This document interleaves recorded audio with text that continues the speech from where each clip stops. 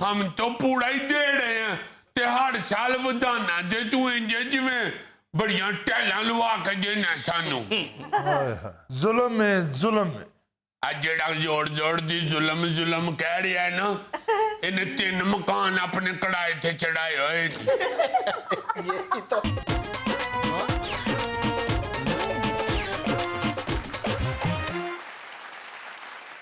नाज़रीन, बगैर कोई वक्त ज़ाया किए आपको मिलवाते हैं आपके फीके से। अस्सलाम वालेकुम फीका जी। वालेकुम इस्लाम। ऊंचा तो बोलो, क्या हो गया तुम्हें? आज बड़ा दिल टूटा हुआ फीका जी, क्या बात है? यार फीके इस तरह ना बोला करो, फिर हमारा दिल खराब होता है यार। वैसे तो साड़ी मेरे बनते हैं दोस्त। तो जब फिर मुसीबत पड़ती है तो अब्बा कहते हो उदो तो कोई नेड़े भी नहीं लगता। होया क्या है, पता तो लगे होया की? और यार क्या, ये तो अफसर है। अफसर हैं? ये अफसर है, ये अफसर है। हाँ यार, अफसर है, कितनी दफा बताऊं तुम्हें यार। यार मैंने यकीन क्यों नहीं आता? यार तुम्हारे खिलाफ जब कोई कार्रवाई करेगा ना फिर तुम्हें पता चलेगा। नहीं सड़ोड़ी, तुम्हें क्यों नहीं यकीन आता? मुझे अफसर हूं मैं, तनख्वाह भी मुझे मिलती है महीने की।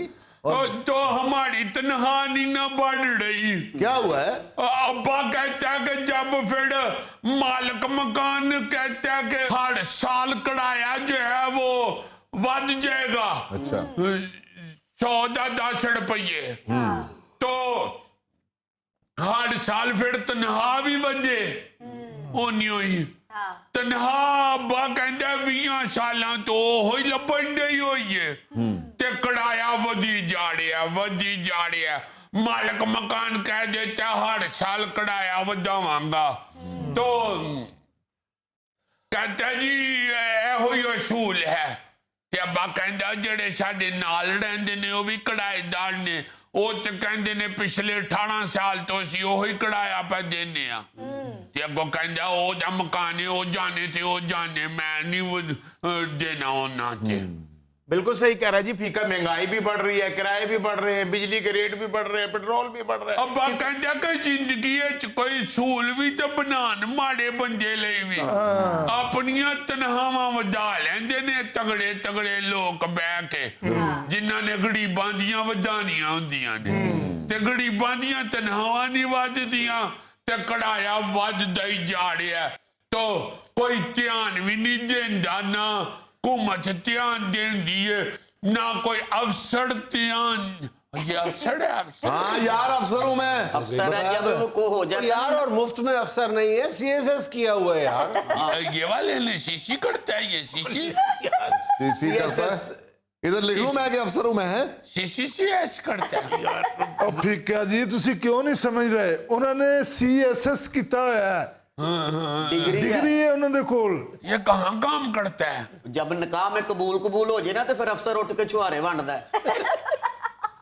और भाई अपना मुंह देख, जिवें उसे छुआरे दी गिटक होंदी है। मैं अफसर हूं, मुझे जुगतों पर मजबूर ना करो। अफसर नहीं जुगते करते, नहीं अफसर सीरियस होते हैं। अफसर खुद नहीं जुगते करते, अफसरों को जुगते होती हैं। एक कर लू और कर लो जुगत, अफसर नहीं माइंड करते। अच्छी सी करना जुगत, कोई फीकी करोगे ना तो फिर अफसर माइंड करता है। बाकी अफसरां दी ते साल 2 साल बाद तरक्की कर देने ना, इस अफसर दी साल बाद पॉलिश कर देने। यार तुम यहाँ अपनी बात करने आए हो या अफसर की बात करने आए हो? हैं? तो अफसरों को ही बताना होता है, जब मकान का किराया बढ़ जाता है तो फिर तनख्वाह भी बढ़ाओ। बाकी चीजों के कानून होते हैं, तो गरीब की तनख्वाह का कानून नहीं होता, वो भी तो फिर होना चाहिए। अम्मा कहती है कि ये लोग तो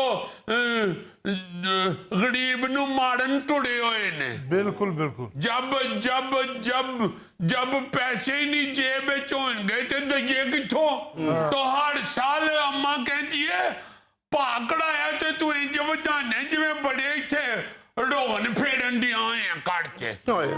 जब से लिया हुआ है उसी तरह ही जो भन त्रोटे वो कड़ांदा नहीं सही ते कड़ाया वधाओ जी, कड़ाया वधाओ जी। हमने कहा कि जदों असी अपनी कुड़ी दा विआह करना ते फिर सानू कली फेर दई तो अगो कहंदा कि विआह तुसी करना ते मैं कद लई कड़ी फेर दियां एडा तेज है इतना सख्त दिल नहीं होना चाहिए मालिक मकान ते मकान ते टका नहीं लांदा ते हर साल कढ़ाया वधाओ ते अफसर चुप करके बैठे हुए ने और तो क्या करें अफसर, बहुत मुश्किल है अफसरी करना जुनेद साहब। एक अफसरी और एक स्टूल पर चढ़ के छत पर पंखा टांगना बहुत मुश्किल काम है। अगर स्टूल बिलफर्ज अगर वो स्टूल इधर उधर होता है तो खाली इंसान नहीं गिरता, पंखा भी साथ आता है। वो अफसर है क्या इलेक्ट्रिशियन है और वही बात कर रहा हूं कि तुम्हारा किराया मकान का क्यों बढ़ा रहा है वो मालिक मकान?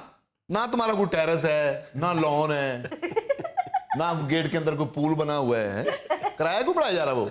साइकिल भी तुसी बाहर ताला ही मार दे सुकाई वधाई जान जाए कदी कदी कह दे जाए कि तुसी खाली कर दियो फिर नहीं वाड़ा खांदा ते तो फिर कह देंदा कि जाके आने ते जाके वेखो किधरे ਤੁਹਾਨੂੰ मिले कढ़ाई दा ते फिर कहना तो हम कहते हैं कि ये तुम तड़ियां क्यों लगाते हो हमें? जो असूल की बात है वो करो।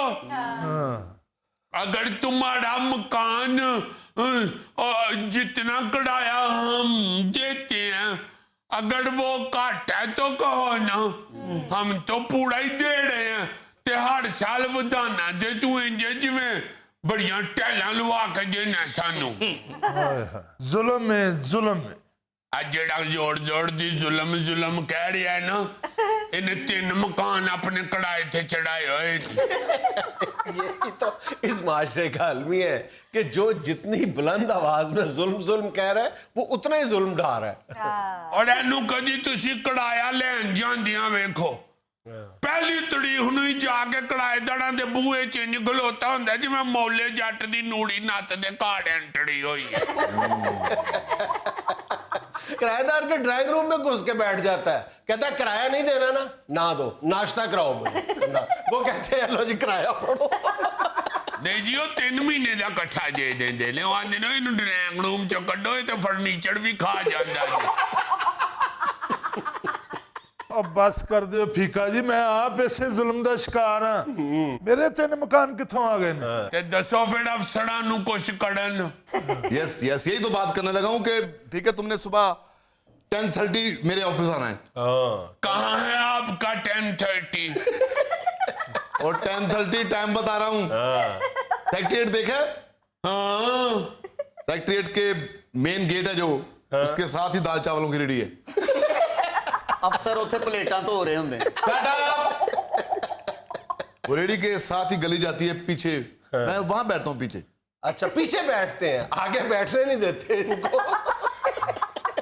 और दफ्तर नू छड्डो, इहो जी अफसर ते किसी दी दुकान अगे बह जाए ते दुकानदार कहंदा गाहक आने वाले ने अगे चलो चलो। हाँ तो क्यों कोई अपनी दुकान के आगे अफसर को बैठने दे? उनका करोड़ों रुपए का कारोबार होता है। अफसर उधर 500-700 का छापा लगा ले। क्यों? और इस अफसर को ऐसे ही नहीं कोई दुकानदार कह सकता चलो आगे। हमेशा कहते चलो आगे।